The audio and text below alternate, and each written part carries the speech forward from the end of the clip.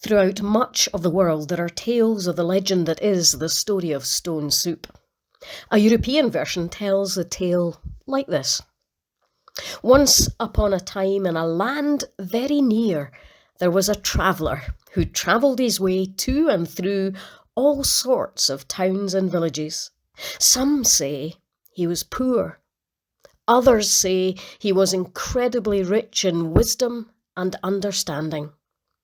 One day the man found himself in a part of the kingdom he didn't know at all well. He drew near to a village and thought to himself, I will ask for a drink of water and perhaps for some bread too. The traveller pushed on. The village, as he approached it, looked bare. The houses looked a little dishevelled. The man saw a woman and decided to ask her for water. When he got close to her, the woman drew her children tighter to her. The traveller smiled and lifted his hat. Good afternoon, he said to the woman. I'm travelling through your village and wondered if you might have a drink and some bread that you could spare. I haven't eaten since yesterday. The woman slowly shook her head.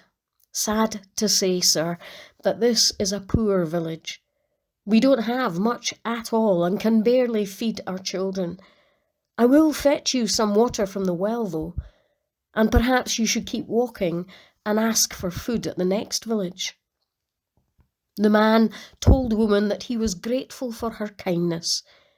Then he took from his pocket a stone. Might I trouble you for a cooking pot, as well as some water? The traveller asked. I have a pot, the woman said. We all have pots, but nothing much to put in them. I have a very special recipe, the traveller said. The recipe is for stone soup. Stone soup, laughed the woman. If only stones could feed us. Please, said the man, let me share it with you. And the man set a fire and sat down to watch the pot the woman brought boil. Then he carefully placed the stone in the boiling water and sniffed the air. Stone soup takes a while to cook, he said. Perhaps as we wait, you could tell me about yourself and about your village. The woman told the traveller a sad tale of war and widowhood, and all the while the man stirred the soup. Do you know what would make all the difference to this soup?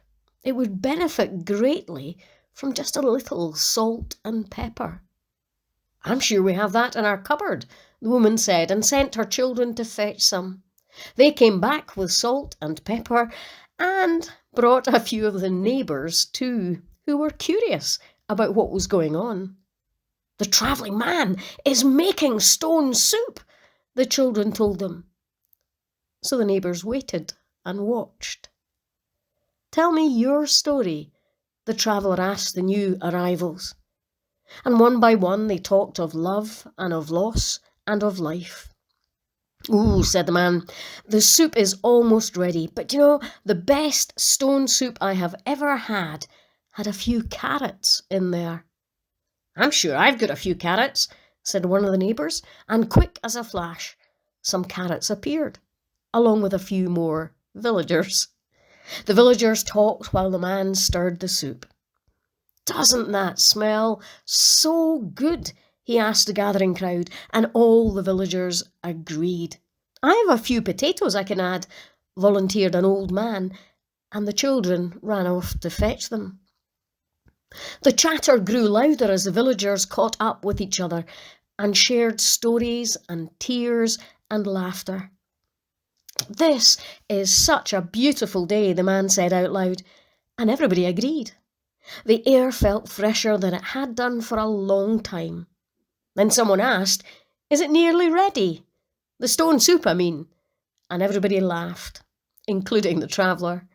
It is very nearly ready, he said. And the smell reminds me of the very best stone soup I have ever eaten. That stone soup, though, that had some cabbage in it.